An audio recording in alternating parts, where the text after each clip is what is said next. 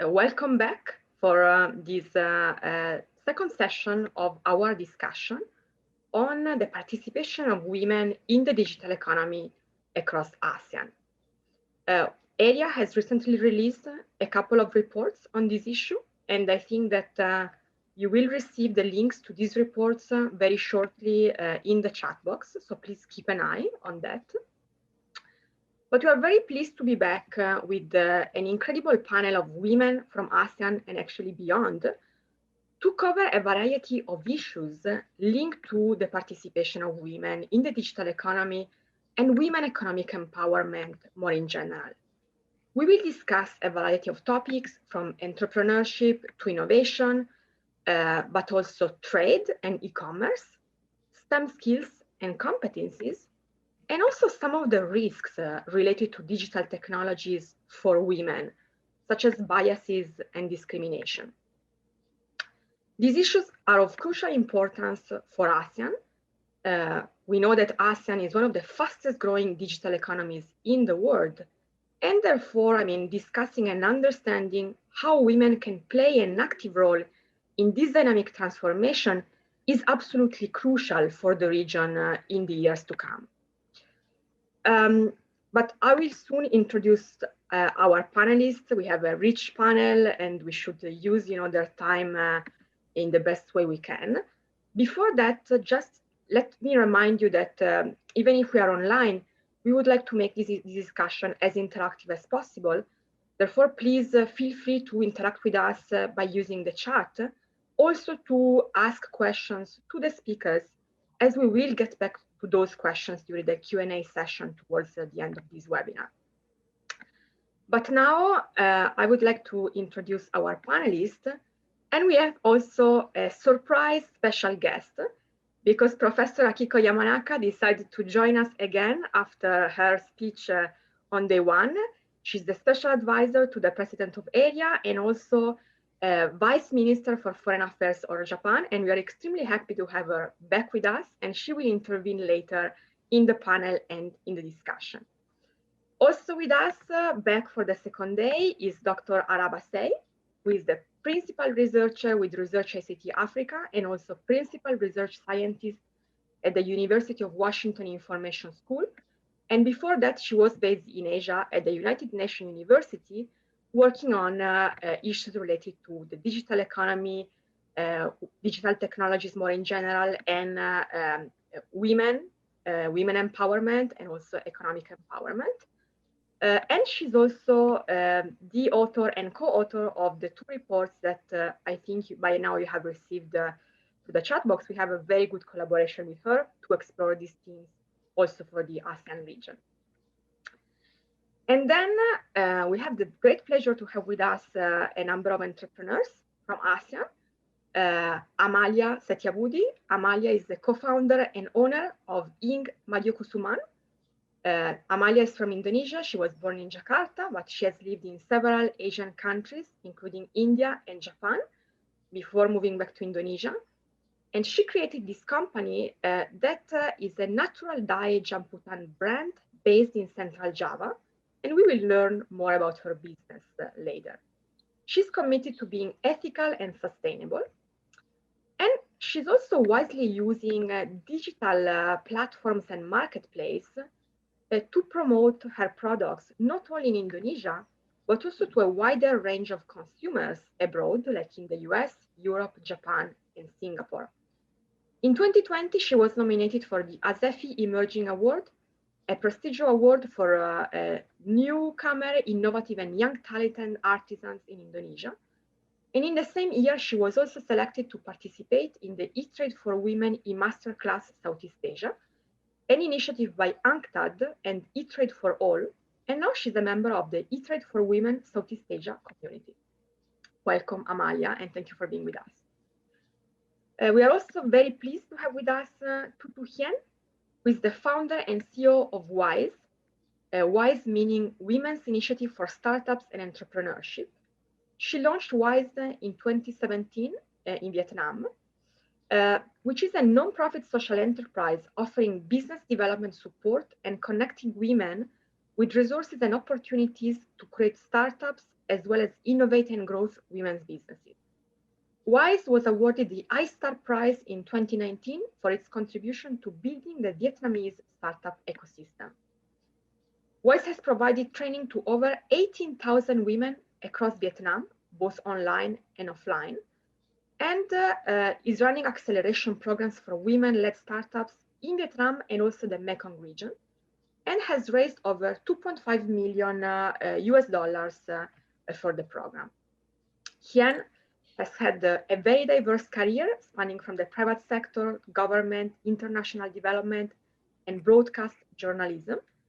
She holds a Master of International Development from Duke University in the United States and a Bachelor of Economics from the University of Foreign Trade in Hanoi.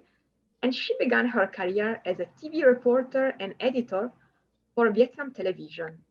So I think that she could give us tips on how to run online events better. Thank you very much, Hien, for being with us. In the panel today, we also have Priyanka Chetri. Thank you very much, Priyanka. She's the CEO of Grocerdel, a company based in Cambodia.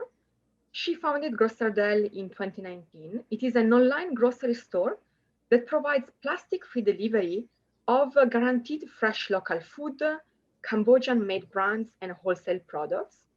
And she believes very much in promoting sustainable agriculture. And the company grew out of the need to connect small-scale farmers to consumers seeking their products.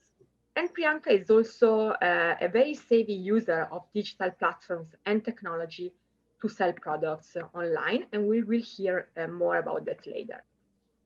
And last but certainly not least, we are extremely pleased to have with us Dr. Sita Sumrit from the Asean Secretariat. She is the head of Poverty Eradication and Gender Division, and also Assistant Director of the Human Development Directorate at the ASEAN Secretariat. And prior joining the ASEAN Secretariat, she served as Chief of Women and Children Empowerment Program at the Thailand Institute of Justice. Her work focused on the promotion and protection of the rights of women and children in contact with the justice system, particularly those who are victims of violence and abuse. And she received her PhD and Master from the University of Cambridge. Thank you very much, Dr. Sita, for being with us. And because I've just introduced her, I would like to start our first round of questions with Dr. Sita. Dr. Sita, can you please give us an overview? What main trends have you been observing during the pandemic that have particularly affected the women across ASEAN? Over to you, Dr. Sita. Okay, good afternoon, and thank you very much for having us, the ASEAN Secretariat here. We are humbled, especially with all the accomplished, inspiring women here. So I will be very brief, as I know that I only have 5 minutes to answer the question. So in terms of the trends and the impacts on women during the COVID-19, of course, we understand that the incidence as well as the severity as in terms of the level of poverty among different women have aggravated. Also in terms of their vulnerabilities are also exacerbated during the COVID-19 pandemic. We also acknowledge through evidence and data that there has been a worrying trend of an increase in violence against women and girls, especially in the context of intimate partner violence, as we are all confined in a limited space and in the within the family. However, I think it's notable to acknowledge as well that there's also an increase in the incidence of violence against female health workers. I think that's violence special attention. But those are the general not so positive trends. However, we also acknowledge the more positive ramifications of the COVID-19, maybe not on women per se, but more on how we can turn this situation into the opportunities for women. So more and more we acknowledge the leading role of women in responding to COVID-19 pandemic. I think we here are aware that 70% of the social and health workers are women, responding, working very hard to curb the impacts of the COVID-19 pandemic. So we see the leading role of women in the context of COVID-19 pandemic. In terms of also innovation and the ingenuity of women, I think COVID-19 pandemic has made us realize that there are opportunities to be tapped by women, especially on digital and financial innovations. We have seen new patterns of social enterprises, women-led enterprises emerging in times of pandemic. Maybe it's not in its full-fledged form yet, but we see how resilient and how adaptive women can be in ensuring that economic livelihoods is sustained and continue during the time of pandemic. Lastly, in my list, given the time limit, also we would like to emphasize the issue of care responsibilities, and that applies to the issue of unpaid care and domestic work. I think we all here also face our own difficulties working from home, balancing the life and the work as women, as mother, as sisters, as daughter, and as many other things. So there's a need to acknowledge the gendered nature of the care works during the time of COVID-19. I would like to invite your attention to our work, the ASEAN Gender Outlook, which is the publication that we've done with the ASEAN Committee on Women and UN Women.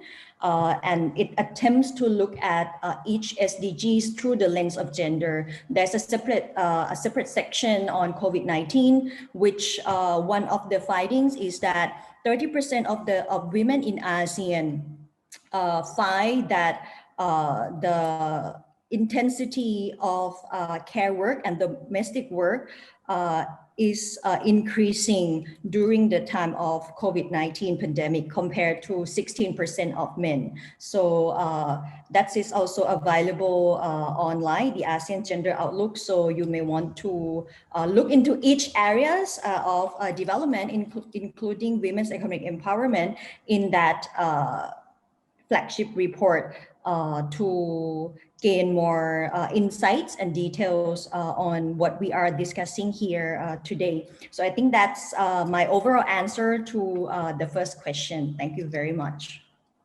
Thank you very much, Dr. Sita, for setting the scene and providing this general overview, because we cannot talk about women economic empowerment in the digital economy without looking at this broader picture.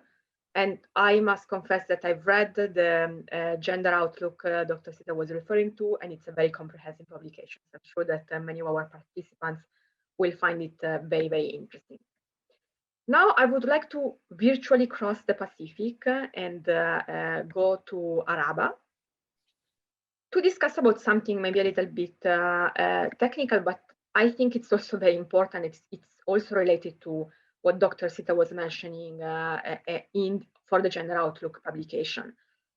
One of the findings of the work we did with Araba for ERIA is the fact that there's still an important data gap, especially with respect to understanding the role of women in the digital economy. I mean, across the world and also for the ASEAN region. So I would ask you, Araba, what data do you think are important to collect and also to be used by policymakers? And what can you tell us about the so-called big data collected by the private sector? Is there something interesting over there that could inform the policymaking debate?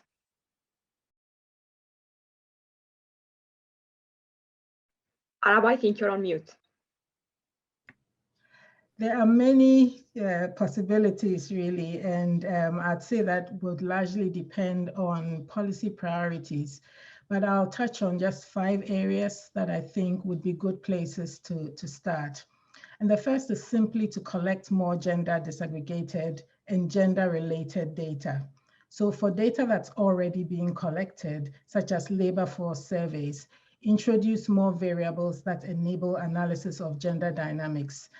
Simply collecting demographic data on gender, so just knowing whether a respondent is male or female, is not enough. So studies should be designed to recognize and capture gender dynamics such as time use, who controls family finances, personal ownership, as opposed to household ownership of digital tools, those types of things.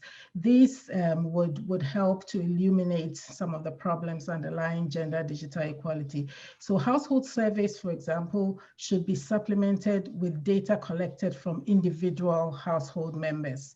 And an example of this is Research ICT Africa's after access surveys of technology access and use across Africa, where we collect data from household heads, but we also collect some data from some of the individual household members so that we can understand intra-household dynamics.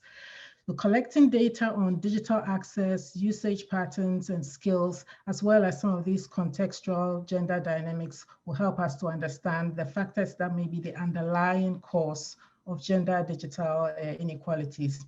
The challenge that we must acknowledge, though, is that data collection is an expensive exercise, and the number of potentially relevant indicators of participation in the digital economy keeps growing.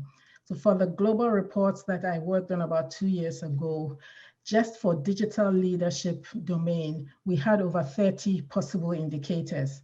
So we need to somehow determine which are the critical indicators now for national data collection, and then which types of data can be collected by other means. So big data might help to capture some of these, and I'll come to that in a moment. In some countries such as the US, businesses of a certain size are required to submit demographic data on their employees, including gender and ethnic breakdowns, for example. So I don't know the extent to which this is done in the ASEAN region, but even here, we need to understand more about the employment journey. So we need more granular data for different types of people, which would include gender disaggregated data on hiring, on wages, on promotions, and on resignations. And for entrepreneurship, more data on the flow of venture capital and bank loans to digital entrepreneurs, for example, would be good examples. We need more digital economy specific indicators. So most of the existing data is at too high a level to isolate the specific conditions in the technology industry or in digital intensive job sectors, but there's increasingly qualitative and anecdotal data evidence that the conditions for women in these sectors are harsher. So we need to redefine the concept of digital economy work in order to determine how to categorize organizations and occupations according to how digitally intensive they are, as well, and then figure out what we want to measure. We also need to design data collection regimes that are flexible enough to adapt to new technology and occupational developments. A fourth area is gender-based workplace discrimination. It's still a sensitive issue, so we need to find methods to make things like pay information more transparent in the workplace, to monitor issues like access to training and access to mentorship, sexual harassment, without putting victims in harm's way or risking retaliation. And finally, data collection on gender-based cyber violence is greatly underdeveloped, but it's important to make online spaces safer for everyone, to start developing measures and collecting data on the incidence of gender-based cyber violence. On big data analytics can enable more granular and real-time insights if such data is made accessible. For example, researchers have used advertising data from Facebook to estimate gender differences in internet access. Others have used data from banks and mobile phone service providers to calculate financial inclusion. And in Indonesia, social media messages were used to evaluate gender discrimination in the workplace. UN Women has a really nice report published in 2017 on big data and gender with several really great examples. However, as with everything, we have to consider the risks and the potential harms. So there are privacy and security concerns that have to be resolved before this can become a mainstream practice. Otherwise, it can lead to excessive surveillance, misuse by authoritarian governments and commercial entities, and ultimately erosion of public trust. In addition, a big blind spot of big data is that it excludes the circumstances of people who are not online or have minimal online activity. And these also happen to be the people who are usually the most digitally marginalized and socially marginalized as well. So basing policy on the results of big data analysis would further marginalize these populations by making them even more invisible. So we have to find ways to counterbalance that. Two more things. From a qualitative standpoint, because a lot of what happens online is a performance in some ways, sometimes big data would not represent an accurate reflection of the real world. You know, some people may be afraid to reveal their true identity, for example. And so you wouldn't really capture what's happening. And finally, a lot of countries don't have the expertise and the analytical tools to make productive use of big data. And so again, if we don't pay attention to this, the benefits of big data analytics might go primarily to wealthier countries. That's again something that needs to be considered when thinking about using big data. Thank you very much, Araba, for raising what I think are really fundamental points for this discussion, and the discussion about a better understanding of women in the digital economy. I think these issues are really, really important to think about. Now, I would like to continue the conversation with Hien in Vietnam. Hien, I mentioned the organization you created, WISE, before, but we would be very curious to actually learn more about WISE, what it is, and also how it works. And also, how did you come up with the idea to establish it? Over to you, Hien. Hello, everyone, and thank you, Julia. Thank you for your very generous introduction from the beginning. WISE, by name, it is really the abbreviation for Women's Initiative for Startup and Entrepreneurship. But I also like the meaning of wise because we work with women, so we strongly believe that women are very wise. So in short, WISE is a by woman for woman organization with a mission of creating impacts for a better world by empowering and supporting women to succeed in business. We work to inspire and support women to start and grow their business, and providing support and connecting them to resources and opportunities they need. When I founded WISE 4 years ago, the key problem I want to address is unequal challenges that face women in doing business. Women have a lot of proven talents and potential, but in the startups and entrepreneurship world, women are very much underrepresented. Women-led startups receive, you may know, only 2% of venture capital investment worldwide, and only 3% of venture capital funded firms have a woman CEO.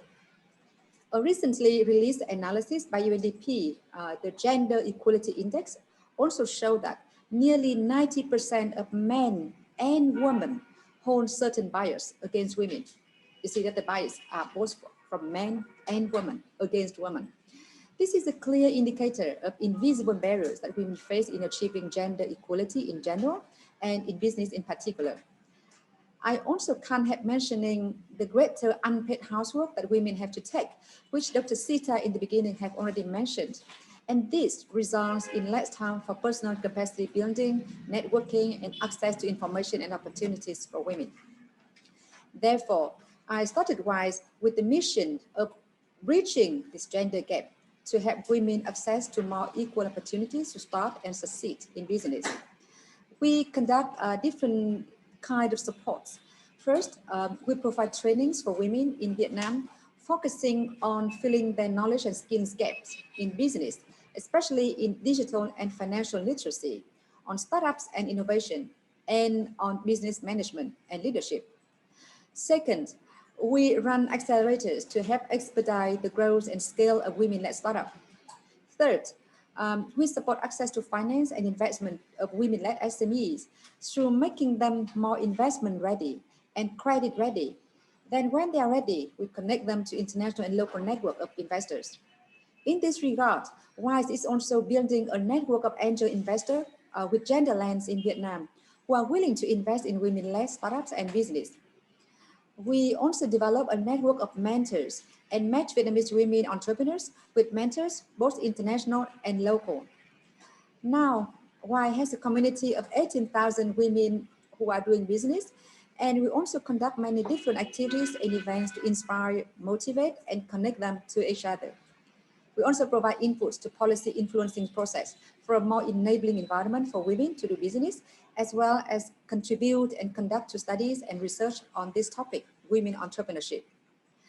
Our target audience is wide. We have programs for ethnic minority women to help them start micro business to be economically independent and raise their voices. We also support women startups founders with high growth potential to scale their business to go global. We proudly introduce those female founders to global opportunities for business and investment. And biggest in numbers are the community of women-owned and led SMEs who we are helping with training, mentoring, connecting, and improving their access to finance. In WISE, we also work with partners all over the world. Through our understanding and issues of women on the ground, we design and deliver programs to support our partners so that the programs can rightly respond to the needs of women in Vietnam. Thank you. Thank you very much, Hien, for giving this introduction about WISE, which is a very interesting initiative. Now, because we have started discussing the theme of entrepreneurship and business creation, let's continue the conversation with our entrepreneur in the panel based in Cambodia, Priyanka. Can you tell us a little bit about your experience as an entrepreneur in your country? How easy was to launch your own company, get finance, lead a team, establish your business? Because as Hien just remembered to all of us, if you're a woman, everything is more complicated. Over to you, Priyanka. Thank you for the question. And I think good morning and good afternoon, everyone. This is a very frequently asked question where I hear this from a lot of upcoming entrepreneurs. I'm very happy that you asked me this question, and I feel privileged to share my thoughts on this platform. Over the past 2 years of my experience as an entrepreneur, I feel the process to launch a company in Cambodia is quite simple and easy. Furthermore, the digital startup ecosystem in Cambodia is rapidly growing and changing with the access to internet, digital banking, and logistics, which is making it more exciting to launch a technology startup in Cambodia. However, for me personally, I would say the most important factor for a business to be successful is the team. The team who believes in the idea, a team who envisions the future of the company that you see in it. A team who transform plans into actions and stay agile for any changes or obstacles that come along the growth journey. And to be very truthful, it was extremely not easy to have such a team who believed in me and to run a business. And today I would say that I am lucky that from day one itself, the team which I built up, they are still with Grossedel and working towards the growth of Grossedel. The second factor will be the business model, and it is the most important, and it is most important to have a business model which is less cash burning. As an entrepreneur, we all have to be ready to make changes and adjustment to the business model as in when it is required. But I will not deny the fact that it is not just about what you do as a business, but how you do as a business. For that reason, business model is very important. Last but not the least, I would say the most important factor for the growth of a company is funding. Predicting funds requirement and receiving funding at the right time is the key to scale up any company. Since I personally believed in lean strategy, and we kept our business operation very lean, which kept us going during the hard time. However, the funding scenario in Cambodia is not as great as other frontier markets. Number of VCs or PE funding is less compared to any other regional market. So the business has to depend on either banking finance or the HNI investment. I would like to end by saying that I had just started my journey as an entrepreneur, and there is a long way to go when I can actually call myself as a successful entrepreneur. Thank you very much, Priyanka, for sharing this very personal experience with us, which I think is interesting for everybody who wants to start a business or not necessarily. Now let's conclude this first round of questions with Amalia. You are an entrepreneur selling traditionally Indonesian crafts online, as we were mentioning at the beginning. Can you please tell us a little bit more about how you decide to go e-commerce and so use digital technology to, expand your customer base? Over to you, Amalia. For having me, ERIA, and also thank you, Julia, for the generous introduction. So as you have said, we produce natural dyes in Japan, which is Indonesian traditional craft. And before the pandemic, not only our products are traditional, our business model was also traditional. So we have a gallery and workshop here in Central Java, and then we used to participate in events and exhibitions to reach our target market and create sales. Because we thought that as we make products, handmade products, it is important to let people see and feel the product for themselves, so they see the quality and the work that we put into them. But then last year, the pandemic happened, and suddenly our previous business model did not work anymore. Our sales plummeted, and I thought that we had to make a drastic change if we want to stay in business. And that is really the reason why we went digital, to survive. Fortunately, the Indonesian government were quick to respond to this sudden change of situation and created programs to help SMEs in their digital transformation. So first COVID-19 case was confirmed in March, and in April, some ministries and government agencies were already rolling out programs for SMEs and for free.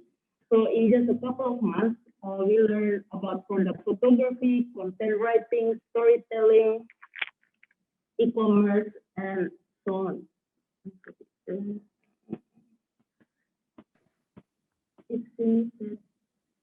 I think we can hear you more clearly now that you're speaking closer to the microphone. Okay. Yeah. Thank you.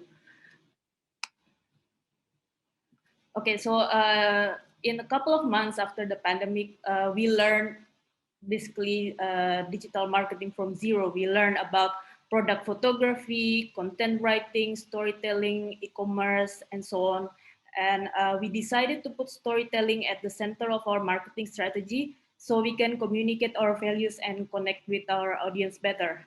So we start sharing about how our products were made, what kind of fabrics and natural dyes that we use, what inspire our designs, and how we try to be more sustainable. We also start writing contents in both English and Bahasa Indonesia in order to reach more people. It turns out our audience like this kind of contents because nowadays people are becoming more conscious about what they use and consume. They like to know how something is made, who made them, what it is made of, where it is made. So after adopting this strategy, we saw our audience grow, we got new customers, and also start getting orders from abroad. We also built our online presence using our website and marketplace. Our products are now available in various marketplaces in Indonesia and also international ones. All of them are consolidated under one link, which the customers can find in all our social media handles. So people can see our Instagram or Facebook And if they are interested, they can purchase our products through one of the listed marketplace.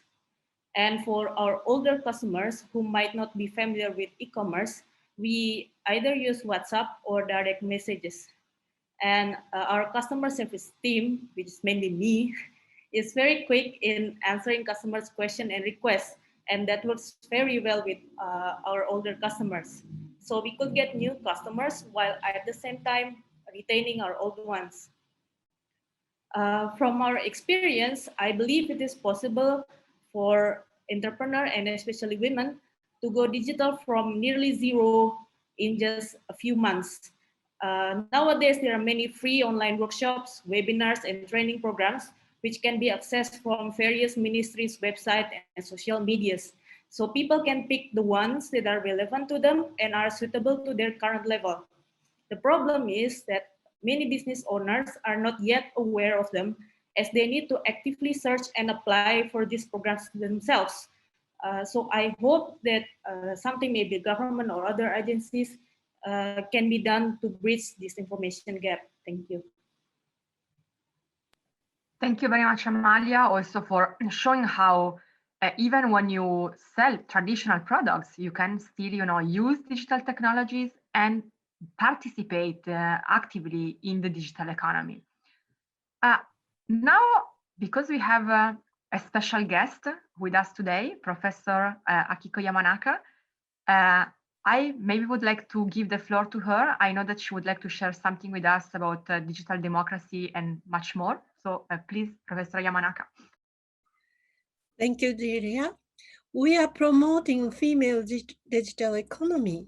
The digital economy refers to an economy that is based on digital computing technologies, although we increasingly perceive this as conducting business through markets based on internet and the World Wide Web. And the digital economy is also referred to as the internet economy, new economy, or web economy. In order to support female digital economy, we women have to encourage government digital business, because digital democracy is defined as the collective use of information and communication technology for practices of politics and democracy in both online and offline environment. Aspect of digital democracy is transparency, accountability, participation, and civic education. And as I told on the 13th, Japan is far behind in spite of our technology level. The equipment is far late, and then we have to really make this happen, because Prime Minister Suga really tried to set up the brand new agency that is called Digital Agency in the fall of this year. So I think that this is very much important issue. And then digital capitalism sometimes lead people to be divided. Therefore, we have to teach users, especially the young and the elder women who have time, a little bit time, that everyone has to make efforts to recognize the fact or the false among the flooded information of any kind. I think this is a part of civic education. I just wanted to add this aspect today. Thank you. Thank you very much. These are also very important aspects to consider connected to the issues we are discussing today. Thank you very much again. Now, I would like to start this second round of questions with our entrepreneurs on the panel and go back to Priyanka. What do you think and how do you think we can encourage more women to become entrepreneurs, especially in the post-pandemic phase, because we know that women were affected, disproportionately, as also Dr. Sita was telling us at the beginning. And what's happening in Cambodia? What can you tell us about that? I think I would like to phrase the answer in my words, what I personally feel being an entrepreneur. Like entrepreneurship is a quality which a person carries and makes it better with experience. I believe being female, we have entrepreneurship quality which is inbuilt in us. Juggling around different role of daughter, sister, mother, wife, women are there to guide, groom, and nurture life. Women are learning every single day, and during this pandemic, we understand that nothing is constant apart from change. So, we should try our best to adapt with the new normal of change and look forward to a brighter future of growth with a sustainable approach towards the business. Women digital entrepreneurship around the world are getting involved in digital economy, and it's no difference in Cambodia. Digital economy has opened doors that were never opened before for women entrepreneurs, something we at Grossadell believe and have been able to capitalize on. We can attract or encourage more women entrepreneurs in the digital economy by bridging the skill gap in the digital economy, focusing on technology and accessibility, like Innovation Center, where they provide affordable means for women to learn new digital business skills and get market information. And I think better access to finance for women entrepreneurs, that is the most important thing. Finally, I would like to conclude by saying that digital economy looks stronger than ever now as COVID have speed up the adaptation of digital tool like Grossadell. And in Cambodia, women entrepreneurs are taking forefront to get involved in the growth of digital economy. As you can see in the chat box also, there is Leng, who is from the Cambodian Women Entrepreneurs Association. And yes, it's a very strong association over here in Cambodia. And here, every woman entrepreneur or every woman is there for the women to help each other and make them grow. And I have few friends who are entrepreneur, but they are there to say that, yes, if you need something, we are there for you. I think that is what is needed always. And in Cambodia, from today, there is a lockdown for 2 weeks period, which is for next 14 days, the current situation which I'm saying. And believe me, since yesterday, I have received so many emails, so many phone calls and messages from women, not only women, there are male also who are entrepreneurs sending messages. Okay, as you are in the grocery delivery, would you like any help? Would you like anything which we can take your business to the next level? I think that is what is the need of the hour, which is helping each other and making everybody grow. Thank you, Priyanka, and also thanks to Lang for being with us today in the discussion. Feel free to ask questions to our panelists if you're curious to learn more about different countries across ASEAN. Now, let's go back to Hien in Vietnam. And because we started this conversation about COVID-19 and how it affects women entrepreneurs, how is WISE helping women in Vietnam in the current context? Have you developed any ad hoc initiative? Thank you, Julia. Yes, everyone has mentioned that COVID-19 has posed unprecedented challenges to entrepreneurs, both men and women, so not just women. But for women, the challenges are exacerbated with the double burden on taking care of family, especially when social distancing is in place, like in Cambodia right now. And just taking my personal experience, during the time schools were closed, with my 2 boys studying online at home, I have to make sure that they have their own spaces and laptop to study, paying attention to the study, while at the same time taking care of my own business and motivate my own team. So then, actually it's more than just double the burden. But women are very resilient. They go on and they cope with opportunities so well, at least from what we've seen in Vietnam. So what WISE did to help women over the past years with the COVID pandemic? First, we see the need of business women to transform their traditional ways of accessing clients and markets to go online. We all understand, we all agree that women tend to be lag behind men in terms of technology, in terms of going digital. And previous panelists have also mentioned this gap. If you are on here today, you really do not have a big issues of going digital. But for many women out there, especially less advantaged women in the mountains, in the rural areas, they are selling their agricultural products on a traditional ways, but now with social distancing, they cannot do that. So we are building the capacity to help them to go online. We did a lot of trainings for women on digital marketing and sales for women, helping them to be introduced and then familiarized with digital tools for marketing and sales. Up to now, thousands of women have been trained and now are able to build at least their own pages to sell their products, or reach new customers online and make use of online opportunities to grow their business.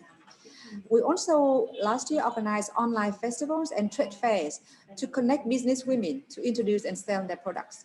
So even human traveling is stopped. Is disrupted, but business didn't. Second, in terms of the format of our work, we have moved all our activities online. In-person trainings earlier were now transformed into online. Mentoring conducted online. We brought women founders to join online global pitching events to meet with international investors. We also promote online learning opportunities, for example, learning business through mobile app, just like taking a mini MBA course, totally free and at your own pace and interest. We also have programs combining between learning and mentoring and coaching all online, through which business women in any part of Vietnam can access and can benefit. At the moment, WISE is also implementing a program named COVID-19 Business Counseling, through which 500 women-led SMEs will get expert consultancy to address business issues caused by COVID. They will be able to access to a full training program on business recovery. Both the training and the business counseling processes are online, and women can access anywhere, anytime via a mobile platform. This program, WISE, has designed to respond to a call by the Asian Development Bank under the Wi-Fi initiative to help Vietnamese women SMEs to cope with COVID-19 to recover their business. In addition to the above, as WISE partners with many women business associations in Vietnam, and we have our own community of business and startup women, we understand women's needs, their challenges. Hence, we constantly consulted by donor, partners, and government to provide inputs to program design and advising on implementation. We really believe that women are very wise, and they see opportunities and challenges, and they adapt so well to take advantage of what they are given. Where we are at now really have proven that. Thank you very much, Yen. I can see that WISE is actually doing a lot for women entrepreneurs in Vietnam in the current situation. Now let's continue with Amalia. We mentioned before that you, Amalia, are also part of the E-Trade for Women community facilitated by UNCTAD. Can you please tell us more about this initiative and how it is supporting women entrepreneurs? Thank you for the question. So I guess some of you are not yet aware of E-Trade for Women, so I'll give you a brief explanation. So E-Trade for Women was launched in September 2019 by the United Nations. The initiative specifically supports women entrepreneurs in the digital space for them to thrive as business leaders and emerge as an influential voice in their ecosystem. So I am a member of the E-Trade for Women community, a regional network of women entrepreneurs gathering more than 100 women entrepreneurs across the globe. I first came to know about E-Trade for Women from Helianti Hilman, who is one of the E-Trade for Women advocates. She posted that UNCTAD will be hosting E-Trade for Women e-masterclass, which is a 3-day online program for women entrepreneurs in Southeast Asia. And so I decided to apply. And luckily, I got accepted along with Priyanka and others. During the 3-day program, my biggest takeaway was about the importance of transparency and traceability. So earlier, I talked about how our customers responded well to behind-the-scene content, like how we make our products, etc. Actually, I learned about it from the masterclass during Fireside Chat with Helianti. It was such an eye-opener that I decided to adopt the approach immediately.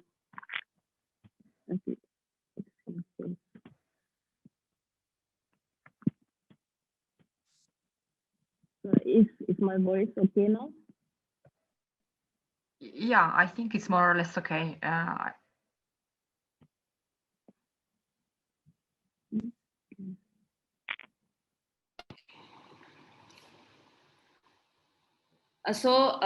And also for the first time, I got the chance to meet other women entrepreneurs from across Southeast Asia. During the pandemic, especially in the beginning, I struggled to keep my business afloat. And listening to everyone's problems and how they overcame them gave me encouragement that I'm alone in my struggle and that my story and experience can inspire others as much as theirs inspiring me. The UNCTAD E-Trade for Women team have also been very supportive and friendly, so that by the end of the program, I didn't feel like it was just another program, but rather I felt like I had acquired new friends.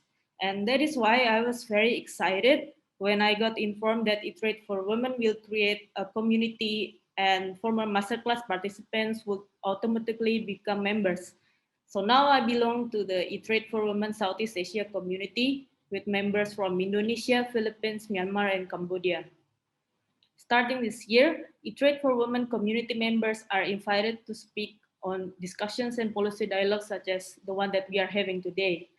I have attended events like this as participants before, but this is my first time as a speaker. I was very nervous, but the E-Trade for Women team and my fellow community members helped me with the preparation, and that really encouraged me. So thank you, ERIA and E-Trade for Women, for giving me the opportunity to be here today. So E-Trade for Women is not just a series of programs or a business networking community. It's a place where women entrepreneurs from different countries can meet, share experience, learn, and inspire each other. It is also a safe space where we can share our worries and struggles in running our business.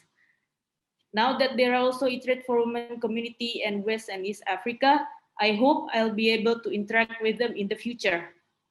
And when the pandemic ends, I hope I can meet the team and the community members in person and perhaps do some programs or events together. Thank you. Thank you very much, Amalia, and thank you for, starting your experience as a speaker with us today. We are very glad about that. And I think what you said is also very important. Obviously, it's great to share experience within Southeast Asia. There are so many lessons to learn across the different countries. But sometimes it's also interesting to look at what other, areas of the world are doing, because looking at East Asia or some countries in Latin America could be very relevant also for entrepreneurs here in the ASEAN region. Now, let's continue with a little bit, more general perspective, zooming out a little bit with Dr. Sita.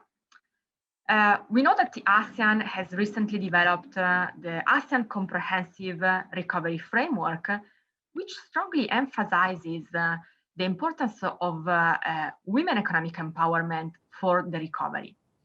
Dr. Sita, what are the key actions that have been identified by you at the Secretariat and also ASEAN member states? Over to you. Yes, thank you very much. And thank you again for allowing us to zoom out to look at the regional level.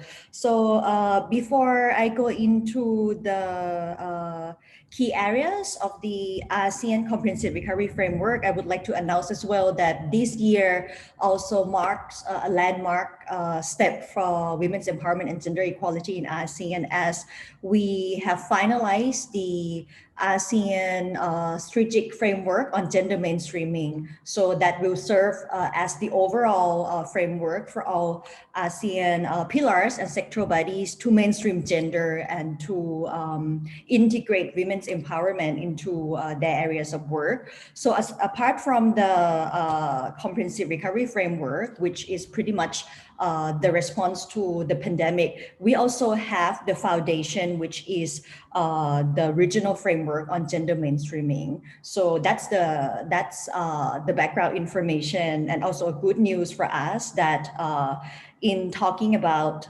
women and digital economy, we have these two foundation working together.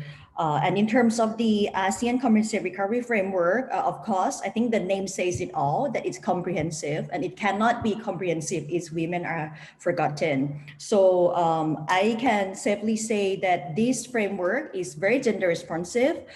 First, and it's at a very fundamental level, again, the framework recognizes women as agents of change and catalysts for bringing the region through the recovery processes. So I think the recognition and putting women at the heart of the framework itself, that's already the pivotal start for all this recovery journey that we are going through. Second, the framework address explicitly the importance of women's economic empowerment through digital inclusion and financial literacy and inclusion. So I think that's pretty much encapsulates what all the speakers with practical experiences have addressed on the importance of being inclusive in terms of financing, as well as tapping into the opportunities of the digital innovation in the region. Second, the framework also explicitly addressed, and this has been a very, again, promising momentum in ASEAN, explicitly addresses the need to tackle the issue of care economy. By understanding first that care economy is the joint responsibility for all and not just for women, so that women will not suffer from poverty of time. And I think that's a very important issue, so that they can grow economically, they can do the economic activities without suffering from being time poor. Third, also in the community recovery framework, we talked about the need to ensure gender responsive social protection schemes and services. So this is the protection part. Of course, we talk about the empowerment part, but there are also groups of women that need to be protected in the context of pandemic. And that's why gender responsive social protection is also one of the key areas indicated in the framework and its action plan.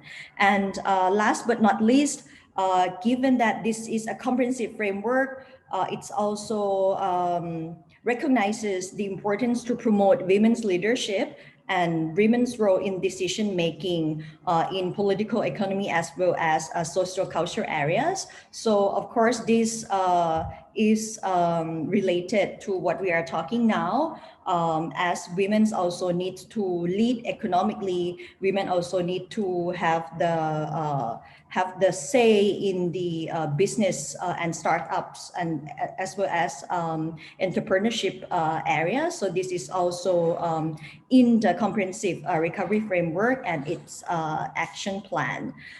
So these are just some of the key areas that are covered in the ASEAN Community Recovery Framework. But overall, I would like to highlight that for ASEAN, of course, we address the protection aspect. We also tackle the empowerment aspect. And importantly, COVID-19 pandemic has given us the opportunity to rethink and reimagine what we mean by the resilience for ASEAN women. And this is the third aspect, I think very pertinent again to the discussion today, protection, empowerment, and resilience building. So we are now looking at how in the long term we can use this current crisis as, I wouldn't say launching pad per se, but how to learn from it and build the opportunities for long-term resilience for all women. As we also acknowledge that women are not homogeneous group, we have learned about intersectional situation of poverty, as well as vulnerabilities and intersectional needs in the context of digital economy as well. So moving forward, we will embrace more of the intersectional lens through the process of recovering from the COVID-19 pandemic. So that's on the comprehensive recovery framework. Over to you. Thank you very much. Thank you very much, Dr. Sita. This is extremely interesting also for us working at ERIA. And indeed, I mean, the intersectional lens is also one of the lenses that we used in our analysis. Clearly, if you're a woman in a hyper-connected Asean mega city, is very different than, you know, living in a rural area where perhaps the internet connection is barely existent. And therefore, it's certainly something very important to consider when developing policies to promote increased participation of women in the digital economy. So thank you very much, Dr. Sita, for mentioning that, because it's an important component of the discussion. And I would like to conclude this second round of questions with Araba, Dr. Araba. So let's talk for a little moment about also risks and potential threats. I mean, we heard it from all panelists. Digital technologies offer many opportunities, but there are also some risks associated to that. So apart from the just and unique economic issue and opportunity digital technologies can offer, there are also some concerning trends. And I'm thinking in particular about biases and discriminations. What can you tell us about that? And how can we try to tackle these issues sooner rather than later, because later in some contexts can be too late? Over to you, Araba. Thank you, Julia. Again, there are a lot of issues, but I'll comment on a few possibly productive areas. Most of them, I have to say, are longer-term solutions rather than short-term solutions. So I may not be exactly answering the question, but I think it's important that the long-term solutions are important, because short-term measures usually tackle the symptoms of gender digital inequality, while the causes can only be effectively addressed with long-term measures in the socio-cultural layer. So the sooner we start to work on that, the better. I must also say that most of the things that I'm going to say are probably not new to anyone. These are issues that have been raised by gender, feminist, masculinities groups for several decades. The fact is that if we're really honest, at the heart of everything, we know what to do. We know what needs to be done, but somehow we can't get it done. And if we can figure out why we are not able to get it done and confront the reality of structural resistance to gender equality, perhaps we will start to see some more organic and more lasting change. But having said that, I think one of the key areas is having more women in technology design. That would be a big step. And although we can't assume that having more women will guarantee less biased technology, it's reasonable to expect that there's a greater likelihood that women's perspectives will be incorporated into the design of technology if more women are on technology development teams. And it's not so much about having women on the team, but it's about having diverse voices in the team. So it's not just women, but different types of women and different types of men and different types of people with other gender identities. And implementing this needs to go beyond just having a token female in a male-dominated group. Business research, for example, shows that the presence of women on company boards begins to make a difference in decision-making when there's at least 30% female representation. And the argument that there are insufficient women who are capable of holding these types of positions, the pipeline argument doesn't hold much water anymore, because there are increasing numbers of women who are studying and excelling in technology and business education.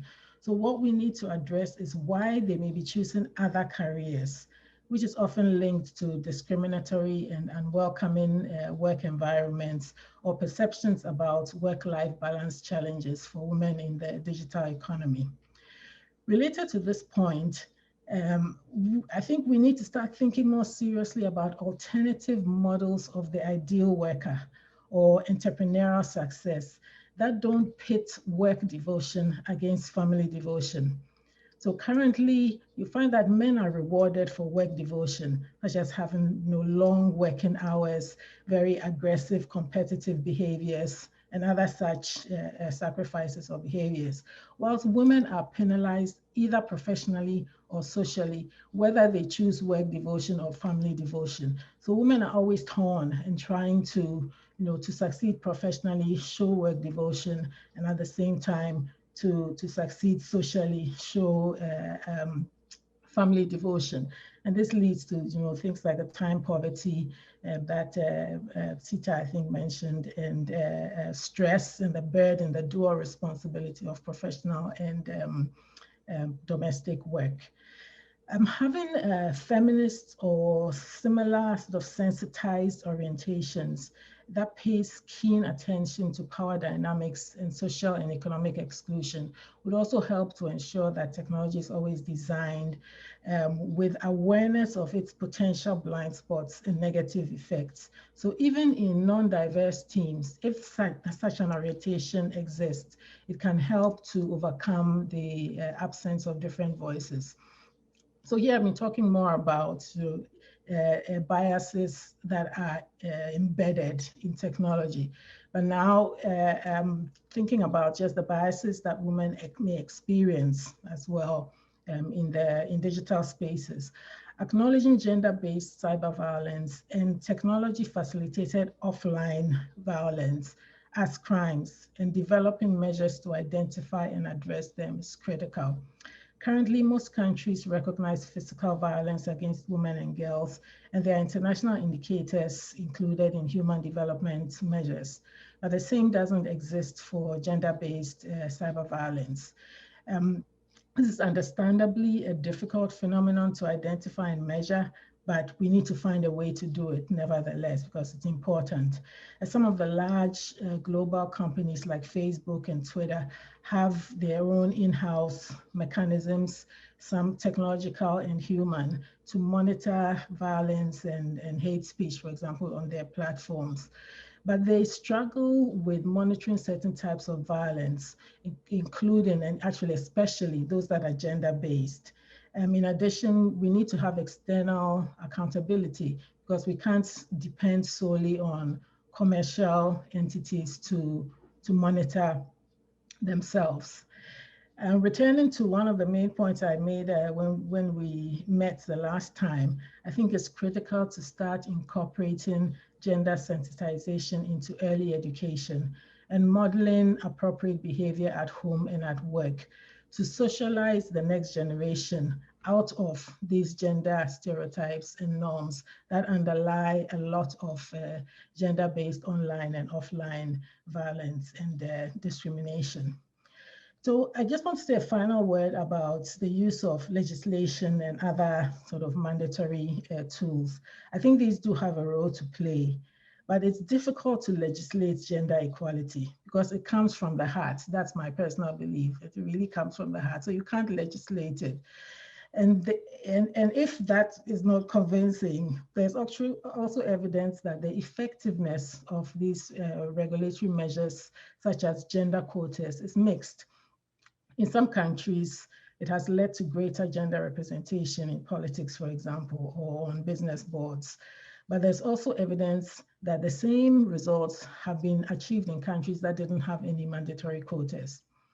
In some instances, adherence to rules can lead to either whitewashing the existence of discrimination and bias, so just doing the right things to tick the right boxes, or it can lead to backlash by those who are opposed to these measures, which we have seen a lot of in the recent years in the technology industry. And in addition, there's some efforts which can even be counterproductive if they are not accompanied by other changes.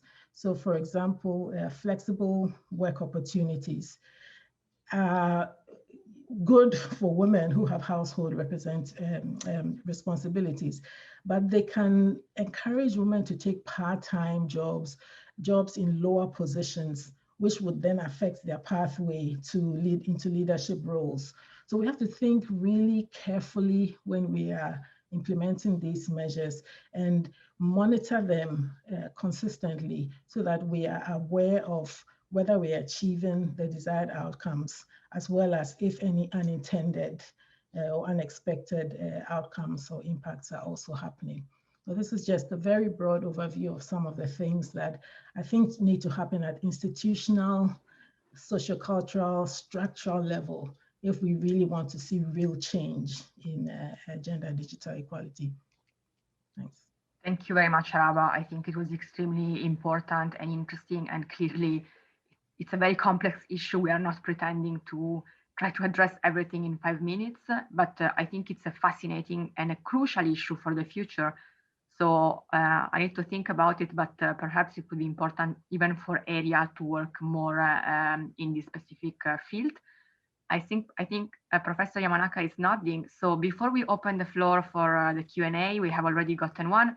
Professor Yamanaka, is there anything you would like to share with us? I truly believe that the post-COVID-19 era is perfect opportunity to envision a new global digital economy and social resilience. And I really feel, as Letishina Shahani mentions, that we might have the opportunity that equality means that the women can have a right, opportunity, and responsibility to take part in our own development. And our own development is the development which is different from before COVID-19. And I think that before COVID-19, development means mainly economic development. However, I think that women can really to make the development in social, cultural, and political, and that means the real social resilience, which is resilient for war and peace or some kind of conflict, and resilience for the natural disasters, and resilient for even this kind of pandemic. So I hope that we will take this opportunity to change the society. Thank you very much, Professor Yamanaka. And that was very, very wise words. So thank you once again for being back with us today. Now I will address to the speakers some of the questions we have already received. And I will start with something very practical. So we are turning the page completely, well, not completely, but anyway, I have a very practical question that I would like to address to our two entrepreneurs using technological platforms, therefore Priyanka and Amalia. So someone is asking about, how did you cope with lockdowns? How did you solve transportation and delivery problems? How did you manage to overcome these challenges? And perhaps we can hear from Priyanka first. Thank you for the question. I saw the question and then I was thinking, yes, the lockdown just begin here from today. So it's just the starting over here. But what I can understand in Cambodia, the current situation in Cambodia, on that experience, I can say that for grocery, which comes under essential commodities, it is open. So we can do deliveries. We have pickup points where like we had to issue ID cards letter to the employee where it is specifically mentioned that they belong to this company and they are out just for the delivery. They have to wear their uniforms, they have to go through all the safety protocols and everything. And definitely when they come to office, we do go through all the safety protocols of checking them, checking their temperature and everything. But transportation on the delivery point of view, it is not a problem because it is open, and it was open in the past also last year when we did face same kind of issue. And on the other, like the entire supply chain, yet not, it is not disrupt or it is not stopped as of now. It is going, but yes, there are few hiccups. We have to try and adjust with the hiccups, whatever is coming down the line. The only thing which I can say, looking at the current situation, is that with the experience and with the real-time challenge, the decision which we take, it matters I think that what it matters. We have to take the decision then and there, rather than we cannot predict anything that, okay, fine, if this is going to happen, I'm going to take this decision. I cannot say that, but on the experience, I can say that I'm waiting for something to happen, and then I can think about it and make a wise decision. Thank you, Priyanka. And Amalia, what about for you? Thank you for the question. Is my voice okay now? Yeah. Yes. Okay. So in Indonesia, even though there is restriction for people traveling, there is no such restriction for goods.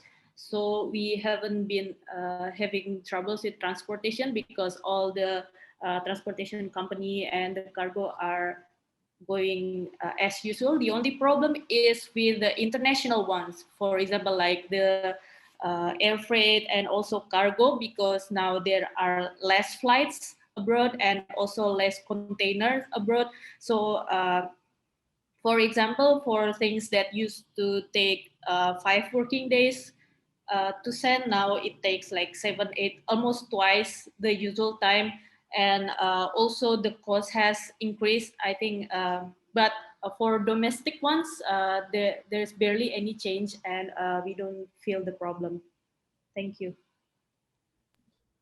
Thank you, Amalia. There was also in the chat box another question that was about digital training, and how do you know that trainees are learning, especially for a process-like type of challenges.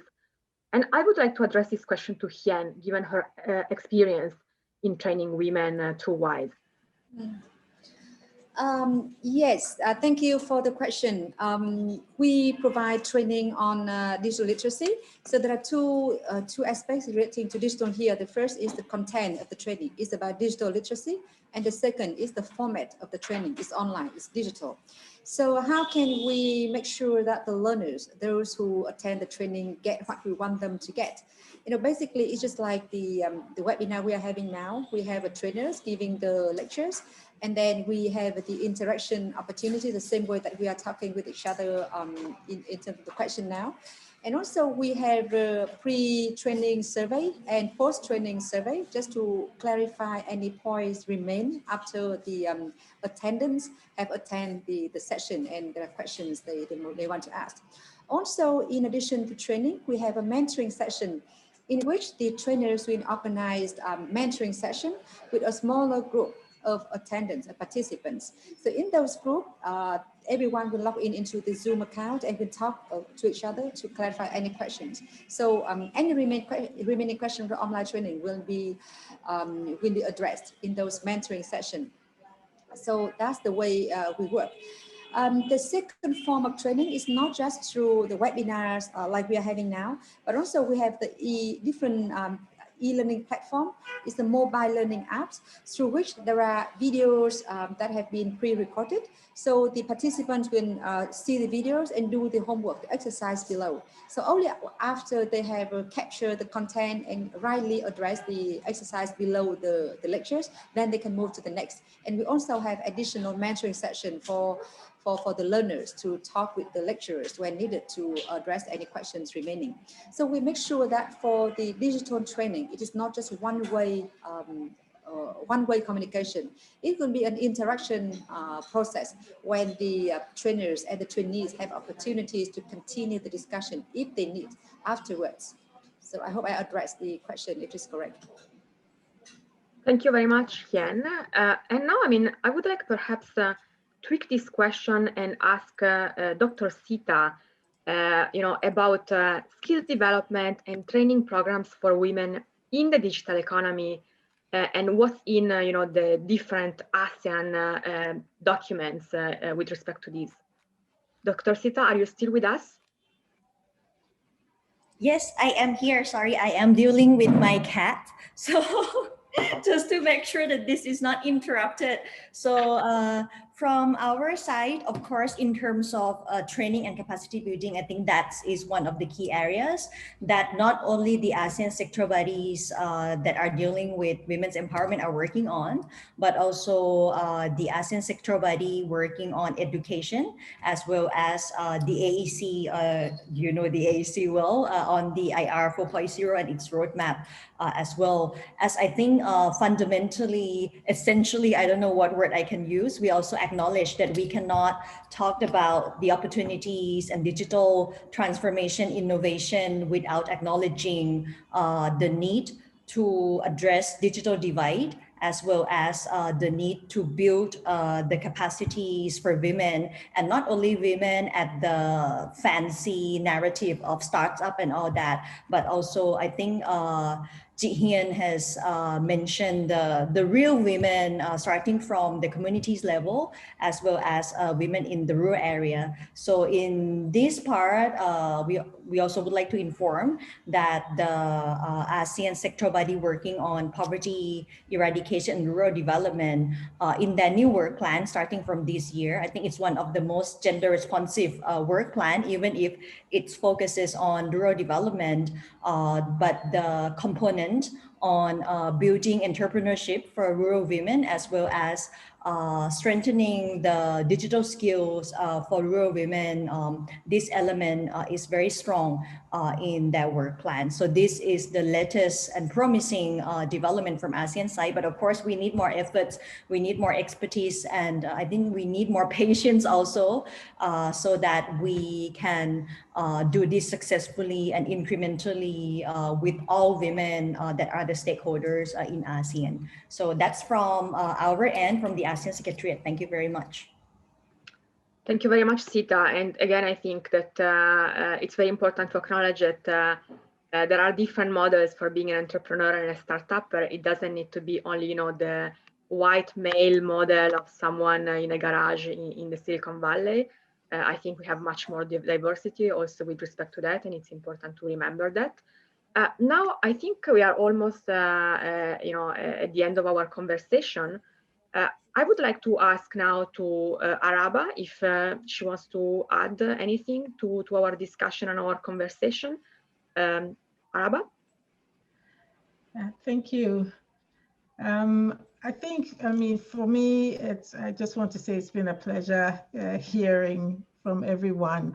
I particularly enjoy hearing from the entrepreneurs that joined this group. And I think a lot of these types of forums that we have, we should, you know, always try to have people who are actually on the ground doing some of this work, because it's like a reality check for us. You know, because it's easy to sit back and do our studies and say this is what is happening, but hearing it from the people who are actually doing the work makes it real. And that's why I think as we try to understand what's going on in the digital realm with respect to gender equality, it's important to always maintain the human side of it. Data can overwhelm everything, you know, and if we focus too much on the numbers, the figures, the economics, the big data, and so on, we lose some of the humanity that I think is really essential if we want to break through the barriers that are, for some reason, you know, still with us. This gender issue is not new.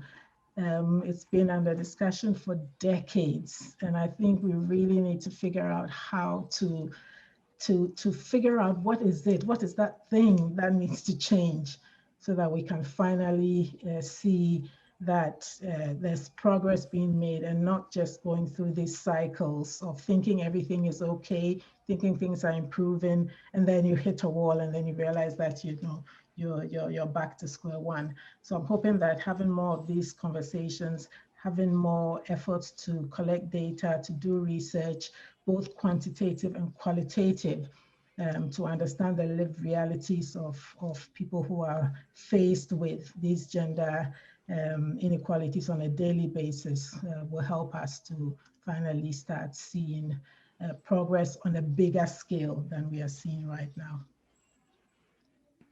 Thank you very much, Araba. And before we close, Professor Yamanaka, any final words? Thank you, Jeria.